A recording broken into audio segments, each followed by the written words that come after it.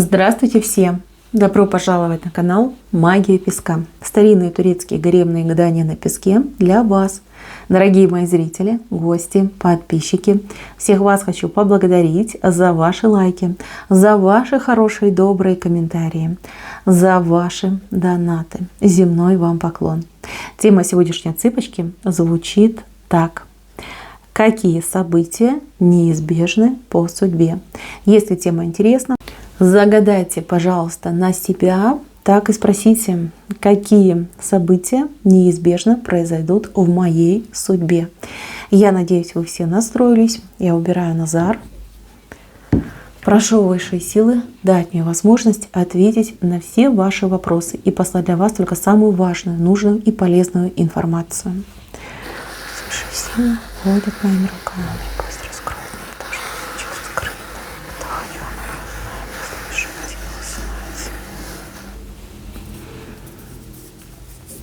Так, смотрите, мои хорошие, неизбежно с кем-то найти общий язык. Есть человек, либо вы с этим человеком не общаетесь, либо вы постоянно с этим человеком спорите, либо вы этого человека на дух не переносите. Вот вам неизбежно с этим человеком договориться. Мало того, что вы договоритесь, так вы еще, скорее всего, будете либо дружить, либо сотрудничать. То есть что-то вы будете вместе делать, создавать, настраивать, продвигать. Ну, у кого как сложится, да, смотря кто там является вашим оппонентом, кто вам противодействует. Я не могу сказать, кто из вас прав, кто виноват.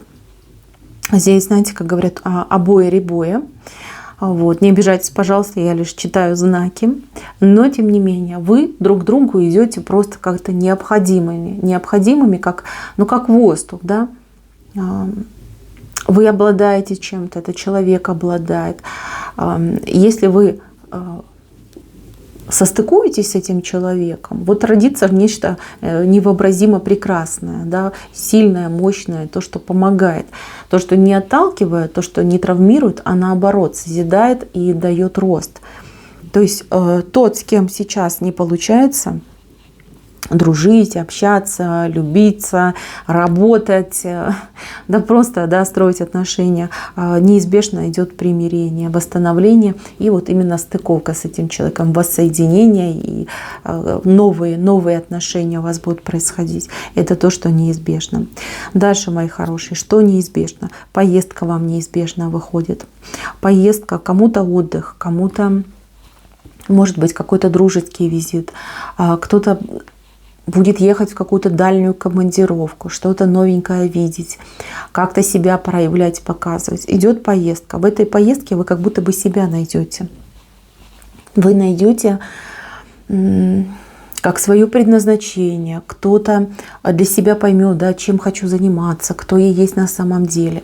То есть вы в путь отправляетесь одним человеком, а возвращаетесь уже совершенно другим. Человеком просвещенным, человеком, который четко понимает, кто он есть, к чему стремиться, как этого добиться. И вот у вас даже какие-то энергетики поменяются, да, вот вы станете сильнее, вы станете более уверенным в себе. То есть поездка, которая меняет вот именно вас, ваше внутреннее состояние и ваш взгляд на мир, на свое место в этом огромном мире. Это замечательно. У кого-то, кстати, поездка вот уже буквально должна состояться там со дня на день. Дальше, мои хорошие, что произойдет? Но здесь я вижу, кто-то будет вынужден покинуть свой дом. Причем я не могу сказать, что тут причины какие-то прям, такие светлые, да, скорее здесь как нужда покинуть свой дом, нужда отказаться от своей прежней жизни. Кого-то прям высшие силы выталкивают, достаточно жестко выталкивают. Произойти может что угодно, начиная там от климатических каких-то катастроф и заканчивая действительно там руками человеческими, да, когда из-за каких-то действий человека вы вынуждены покинуть свой дом. Но я не хочу, как скажем так, детализировать, потому что нету таких вот прям хороших, адекватных причин, когда человек там выходит из своего дома и покидает его. Это не та история, это в левой стороне, здесь значит что-то будет. будет такое, знаете, ну, причина, да, она неприятная идет. Не от счастливой жизни, да, человек покидает свой дом, но это неизбежно. Это неизбежно, вы должны были пережить, это вообще у вас в судьбе от самого вашего рождения было прописано. Вот именно обнулиться в моменте, да, когда придет ваше время. Вы обнуляетесь, ну вы буквально там, я не знаю, там, с запасным бельем покидаете свой дом. То есть нет такой возможности там все забрать, все, что там любил, нажил, да, этого нет. Это не для всех, это вот для, ну, пару человек, грубо говоря, предсказания. Вам будет тяжело, я вижу вашу тяжесть, да, вот прям человек склонился, да, тяжело, прям тянет вниз. Но тем не менее, мои хорошие, вы не должны переживать, вы не пропадете, вас не оставят. И то, что вы отказались, либо ну, под давлением, да, под таким давлением свыше вы отказываетесь, вам будет скомпенсировано. Не бойтесь, смелее идите вперед. Вам важно думать о себе, о своих близких, о своих родных, о том, кто последует за вами. Вам придется стать лидером, вам придется, ну, скажем так, бросить этот вызов судьбе, доказать, что вы и за себя, и за своих родных. У вас получится, я не сомневаюсь. То есть здесь какая-то идет вынужденная мера. Вы просили новой жизни, вы хотели новую жизнь, но по разным причинам, да, не получалось. Либо, в принципе, на том месте, где вы находились, невозможно было создать эту новую жизнь. И вот вас, грубо говоря, выкуривают из вашего места, чтобы вы, наконец-таки, двинулись к своей мечте и к своему исполнению. Помните, что за каждой темной ночью приходит новый, прекрасный, светлый день. Это вот эти слова вы должны помнить, когда, ну, вы с этим столкнетесь. Знайте, что это не конец, это лишь только начало. Дальше, мои хорошие, что еще неизбежно, какие события? Но здесь у меня какой-то очень лицемерный человек, который долго вас обманывал, долго водил вас за нос, манипулировал вами, всячески, знаете, как играл на нервах, создавал какие-то невыносимые, я не знаю, условия, либо не отличался каким-то особым терпением в вашу сторону. Вот, ну, хочется сказать, да, паразит или пиявка. Вот сидел этот человек на вашей шее и всячески вас блокировал, всячески вас ограничивал. Кто-то этому человеку до сих пор верит и думает, да нет, ну как, это ж мой там человечек, я его знаю, как же он может мне делать плохое. А кто-то уже понимает, да, что от этого человека ничего хорошего не происходит в моей жизни, кроме там боли, разочарований и прочих неприятностей. Смотрите, этот человек, он покидает вашу жизнь, просто берет и покидает. У каждого отыграется своя причина, но я хочу, чтобы вы знали, вас освобождают от этого человека, от его доминирования над вами и от этого его давления и влияния на вас. Хватит, все, задолбал. Но сколько можно отбирать жизнь? Потому что то, что делает этот человек, это по-другому не назовешь. Тянет все соки, там уже у вас ни желания, ни возможностей, ничего нет. Вы как выдавленный лимончик, да, вот одна шкурка осталась, а внутри уже ничего, он все съел, все выпил. Этого человека убирают из вашей жизни.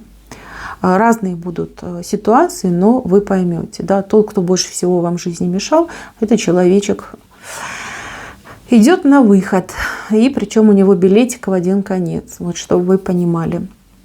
Вам не нужно потом будет бояться, что этот человек вернет, там, нагонит и прочее, прочее. Нет, этого уже не будет. Все.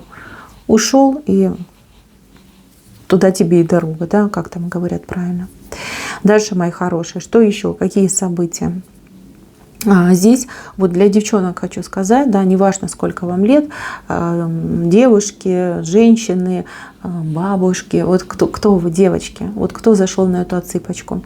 У вас здесь есть мужчина, который вас действительно по-настоящему искренне любит.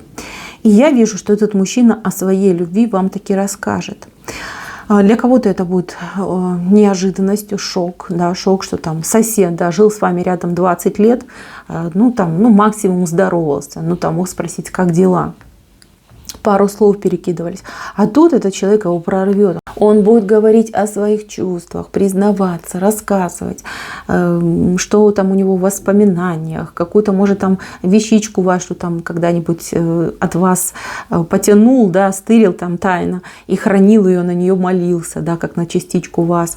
То есть будет что-то невероятное. Это будет шок, это будет просто онемение и будет ступор, да, что мне делать с этими признаниями. Особенно для девушек, женщин, кто в браке, кому эти признания, скажем так, особо и даром не нужны. И вы будете вот с одной стороны, как бы это приятно, да, когда признаются в любви, это очень приятно. А с другой стороны, а что с этим дальше делать? Как мне дальше жить с этим соседом, да, как мне на него смотреть? У кого-то начальник может, так, знаете, прям выскажет, там, вылить на вас все свои вот эти чувства, которые у него там накопились. У кого-то, может быть, там бывший объявится, да, который там не очень хорошо с вами поступил, придет и эту шарманку свою заведет, как я там тебя люблю, как я без тебя не могу, там все годы я о тебе думал, я такая скотина, сволочь и прочее, прочее. Вот что хочешь со мной делать, только не прогоняй. То есть идет какое-то просто признание, шокирующее признание. Вы могли бы ждать от кого угодно, но только не от этого человека. Но человек вам расскажет, вот, и что чувствует, и кто вы для него, и как вы нужны этому человеку. Вот это произойдет. Что с этим делать? Ну, песок не дает ответа. Я думаю, что каждая девочка, каждая женщина решит для себя, как с этим поступить, как с этим разобраться.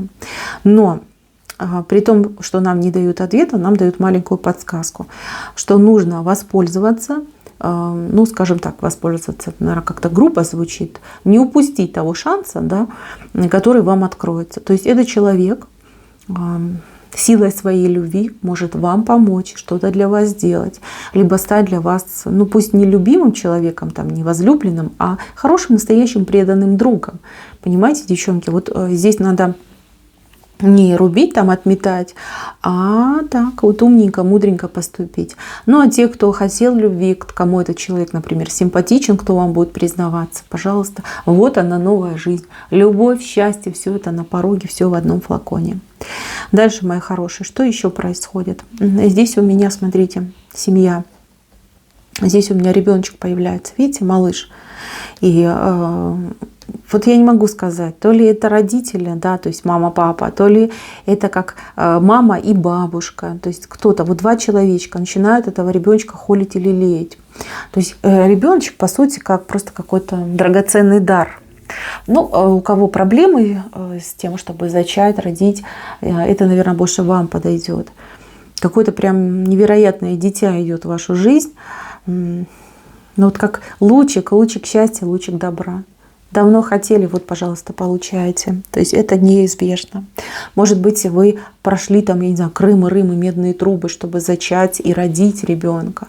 Может быть, ребеночек будет случайно, да, случайно получился ребеночек, и вы думали, вот как мне поступить, рожать, либо принять какие-то меры, да.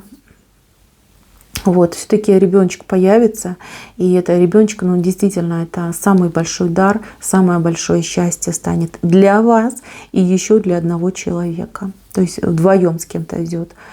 Будете растить, сближение на этой почве.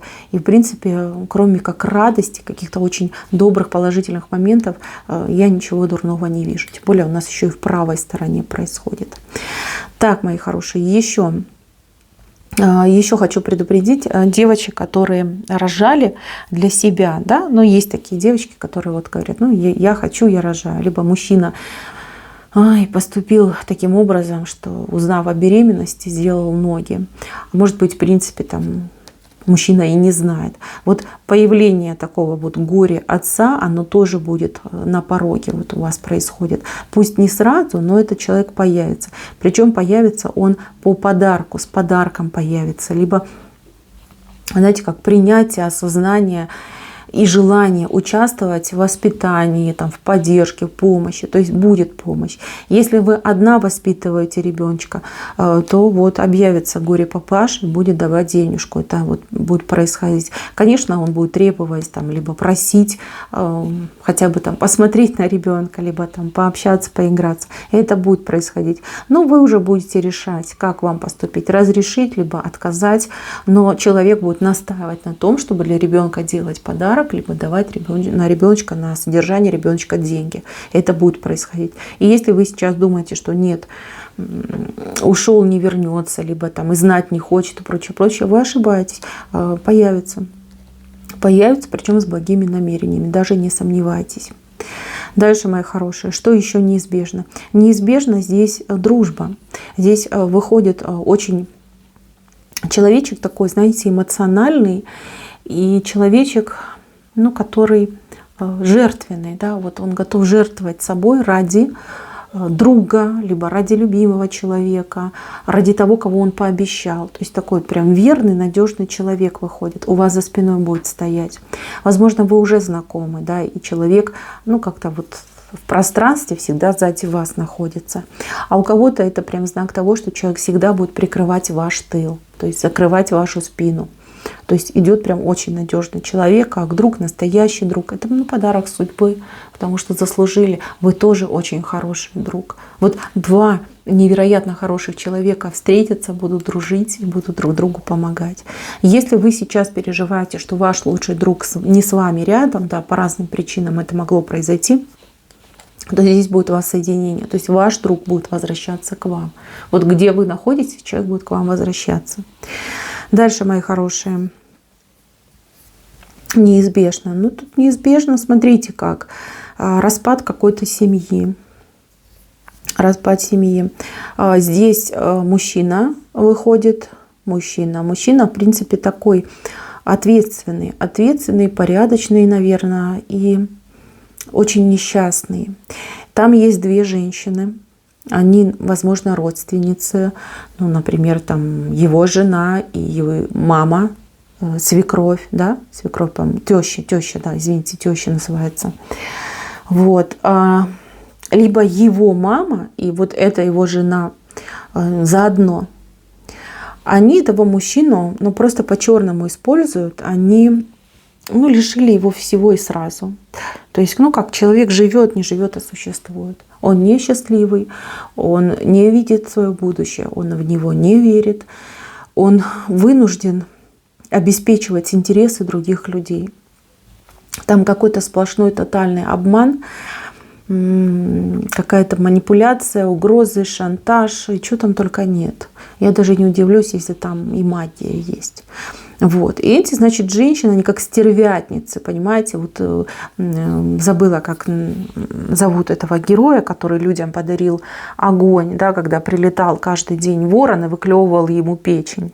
Прометей, по-моему, извините, если не помню, если кто помнит, напишите в комментариях, что я давно об этом читала, подзабыла. Вот прям идет ассоциация. Я прям вижу эту картинку, когда человек там прям распятый, да, на цепях висит. И вот эти вот две стервятницы выклевывают ему печень. Вот что происходит. Эта ситуация, она задевает того, кто меня смотрит. То есть я так понимаю, что это ваш любимый человек, который находится в ловушке, в капкане, в какой-то сточной яме, из которой практически невозможно выбраться. И вы пытаетесь его спасти, вы тянете к нему руки, вы многое готовы отдать, да, себя готовы там пожертвовать, лишь бы этому человечку было хорошо. Значит, мои хорошие девочки, я скажу вам такую вещь. Там будет взрыв, ядерный взрыв. Что-то вскроется, какая-то пойдет информация там чернючая, когда вот эти две стервятницы, они друг друга начнут клевать, они начнут на друг друга выливать помои. Вот отстанут они от этого мужчины, да, вот внимание пойдет друг на друга, и этот мужчина сможет вырваться. Вы вовремя тогда его поддержите и руку ему протяните, он к вам вырвется. То есть, а они там друг друга просто сожрут, да, как пауки в банке, там закусают друг друга. И это произойдет. Сколько ждать? Ну, у нас это получается ближе к венцу, это где-то месяца 2-3 еще должно пройти. И вот эти все события начнут разворачиваться. Для вас это важно. Важно для того, чтобы вы не отказались от этого человека. И важно, чтобы вы вовремя этого человека, ну, мужчину, да, поддержали. То есть это не приговор, это лишь только ожидание. Подождите, все наладится, все будет замечательно. Что я еще хочу сказать? Для тех, кто сомневается, как это так, я влезла там в семью, да, я разбиваю брак. Вы не должны себя корить, вы не должны себя винить, вы тут ни при чем. Никакого брака, кроме как официально оформленного, там нет. Там нет любви, там нет добра, там нет нежности, там идет только какое-то жуткое потребление. Не накручивайте себя. Вы в данном случае человека спасаете. Любовь к вам, ваша любовь к нему. Это то, что дает этому человечку ну, просто возможность выживать. Не жить, выживать. Вот если бы вас еще не было, ну все, он бы просто пошел бы, не знаю, там что-нибудь с собой сделал. Потому что ну, нет смысла в его жизни. Абсолютно нет. Никакой радости нет. Он как зомби, понимаете, мои хорошие. Так что не думайте. То есть я вижу, что тут идет выход спасения. Дальше, мои хорошие. Что еще неизбежно? Неизбежно найти себя кому-то. Вот прям найти себя, свое призвание. Раскрыться. Кто-то найдет хорошую работу, будет работать, получать зарплату, чувствовать себя на своем месте, быть абсолютно реализованным человеком. Ну, просто вот, да, что хотели, то и, о чем мечтали, да, то и вы получаете. Кто-то у меня станет известным человеком, кто-то что-то свое создаст, начиная там от бизнеса, заканчивая какого-то творчества. То есть раскрытие человека, человеческого потенциала, и вот все в округе будут понимать, кто вы, что вы, в чем ваша сила, в чем ваша особенность, и вы будете понимать. То есть как возвышение человека идет замечательно. Дальше, мои хорошие, вот прям самый венец – это защита высших сил. Смотрите, ангел крылышки расставил над маленьким человечком. Вот чтобы вы понимали, вас в ближайшее время, ну то есть так 3-6 месяцев ждет какое-то чудо. Чудо именно от высших сил. Кому-то отыграется каким-то чудесным спасением, кому-то отыграется каким-то невероятным шансом, кто-то ну, получит прям поддержку, да, там, что, в чем нуждаетесь. Но чудо в вашей жизни обязательно произойдет. Это неизбежно. Это событие в корне поменяет ваше настроение, ваше отношение к себе и к миру, и к высшим силам. Вот попросите вы в один момент высшие силы, они возьмут и ответят. Ответят каким-то просто добром, счастьем, помощью. Это обязательно произойдет, не сомневайтесь. Чудо в вашей жизни быть. У кого-то чудо будет побольше, у кого-то там поменьше, поскромнее, но тем не менее вам будет что вспомнить, и вам дадут шанс, да, избежать либо каких-то больших неприятностей, либо наоборот в жизни что-то получить. Это 100% произойдет. Венец, он всегда говорит вот прям наперед и 100%. Мои хорошие, на этом все. Спасибо всем за внимание. Всем пока-пока.